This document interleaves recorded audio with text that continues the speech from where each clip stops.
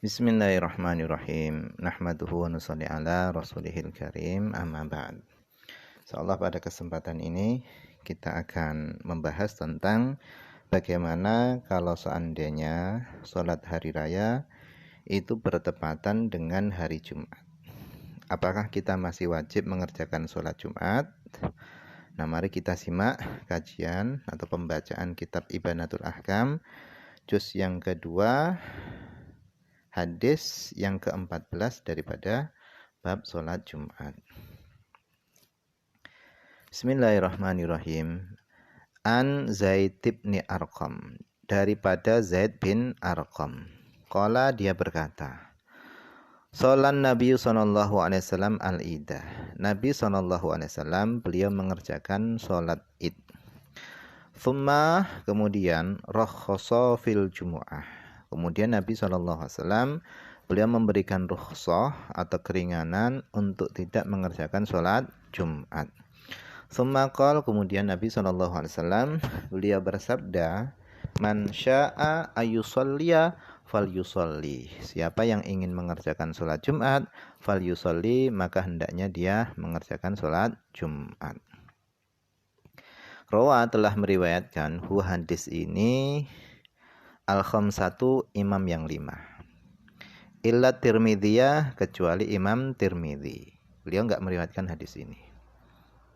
Wa sahhahahu, dan telah mensahihkan hadis ini Ibnu Khuzaimah. Jadi Ibnu Khuzaimah beliau mensahihkan hadis ini. Jadi ceritanya Nabi SAW beliau ini mengerjakan sholat hari raya yang pada hari itu bertepatan dengan hari Jumat.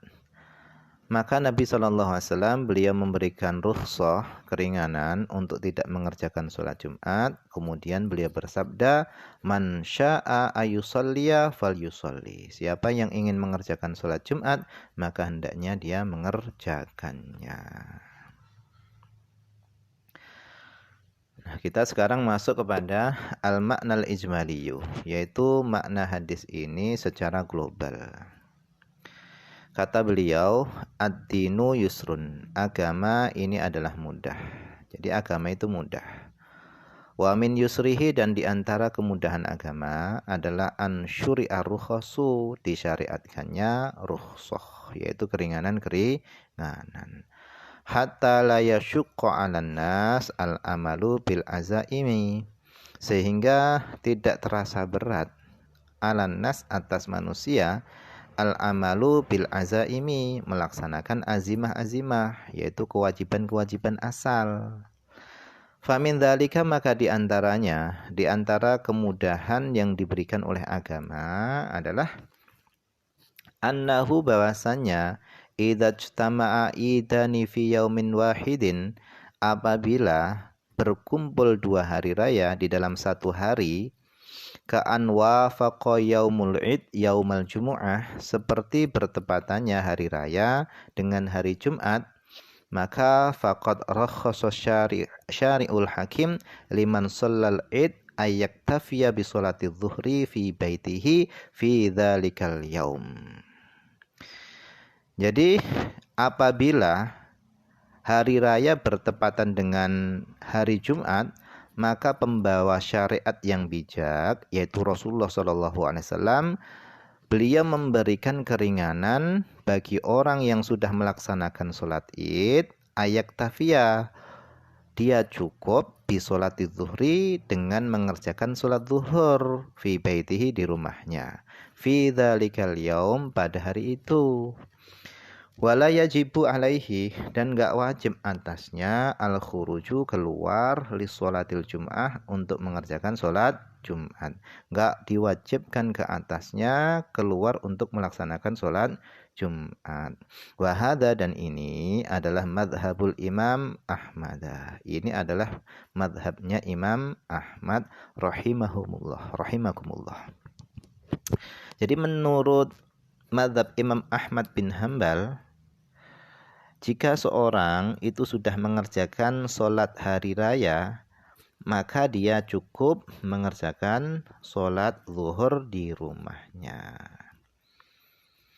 Ini menurut Imam Ahmad bin Hambal rahimahullah.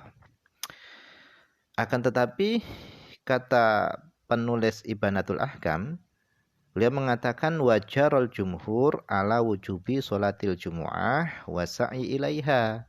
Tetapi jumhur ulama memberlakukan atas wajibnya sholat Jumat dan berjalan menuju sholat Jumat. Li'anna dalila wujubiha, karena dalilnya wajibnya sholat Jumat itu amun, itu umum. Jadi kata jumhur ulama, karena dalilnya kewajiban sholat Jumat itu adalah umum. Wa ma dzukira minal ahadits, dan apa yang telah disebutkan daripada hadis-hadis tersebut, fahuwa la yaqwa ala takhsisi, maka hadis tersebut itu tidak kuat untuk mentakhsis kewajiban sholat Jumat. Kenapa? Alasannya linak di asanidihi, karena sanad-sanadnya hadis tersebut itu masih diperselisihkan, au lihtimali khususiyatihi, atau dibawa kepada kekhususan Nabi. Jadi kalau jumhur ulama mereka mengatakan orang yang sudah melaksanakan sholat id dia tetap wajib mengerjakan sholat Jumat. Kenapa? Karena hadis-hadis yang mentakhsis kewajiban sholat Jumat itu enggak kuat, dan sanad-sanadnya daripada hadis-hadis tersebut itu masih diperselisihkan.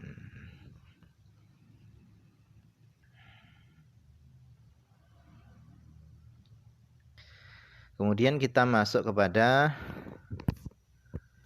at-tahlilu al-lafdhiyu, yaitu penguraian lafal. Salat Nabi sallallahu alaihi wasallam al-ida, maknanya adalah salat al-id. Nabi sallallahu alaihi wasallam mengerjakan salat id. Wa kana yauma jumu'atin, dan adalah hari itu adalah hari Jumat. Kemudian dalam hadis di atas itu ada kalimat thumma rakhasa fil jumu'ah. Kemudian Nabi SAW beliau memberikan keringanan di dalam tidak masalah jika tidak mengerjakan sholat Jumat. Maknanya adalah fi sholatiha, di dalam sholat Jumat. Fa sholatul Jum'ah, adapun sholat Jum'ah ba'da sholat id, setelah sholat id itu tasiru rukhsatan, itu menjadi satu keringanan. Jadi sholat Jumat setelah sholat id itu adalah satu keringanan. Maknanya ya juzu fi'luha, boleh mengerjakan sholat Jumat, wa tarkuha, dan boleh juga meninggalkan sholat Jumat. Boleh mengerjakan sholat Jumat, boleh meninggalkan sholat Jumat. Wa huwa khosun biman sholal id, dan yang demikian itu khusus bagi orang yang sudah melaksanakan sholat id. Tunaman lam yusolliha, bukan orang yang tidak melaksanakan sholat id. Jadi kekhususan itu boleh mengerjakan sholat Jumat dan boleh meninggalkan sholat Jumat itu khusus bagi orang yang sudah mengerjakan sholat id. Bagi orang yang tidak mengerjakan sholat id, tetap baginya wajib Jumat. Kemudian dalam hadis di atas itu ada kalimat man sya'a ayusolliya. Siapa yang ingin hendaknya dia sholat. Nah, sholat apa ini yang dimaksud? Maksudnya adalah al-jumu'ata, sholat Jumat. Siapa yang ingin melaksanakan Jumat, fal yusolli, maka hendaknya dia sholat. Sholat apa? Al-jumu'ata, sholat Jumat. Kemudian kita masuk kepada fiqhul hadis, yaitu pemahaman fikih yang bisa diambil daripada hadis ini. Beliau mengatakan jawazu fi'li sholatil jum'ah wa tarkuha, bolehnya mengerjakan sholat Jum'ah wa tarkuha, dan bolehnya wa tarkiha, dan bolehnya meninggalkan sholat Jumat. Liman hadara sholatal id, bagi orang yang sudah menghadiri sholat id. Fi dzalikal yaum, pada hari itu. Tetapi ini adalah menurut mazhabnya Imam Ahmad bin Hambal. Nah, tetapi menurut jumhur ulama, mazhabnya Imam Asy-Syafi'i, mazhabnya Imam Malik, mazhabnya Abu Hanifah, tetap mewajibkan sholat Jumat. Jadi orang yang sudah mengerjakan sholat id tetap diwajibkan baginya melakukan sholat Jumat menurut jumhur ulama. Wallahu a'lam, ini saja yang bisa dibaca pada kesempatan ini, semoga ada manfaatnya.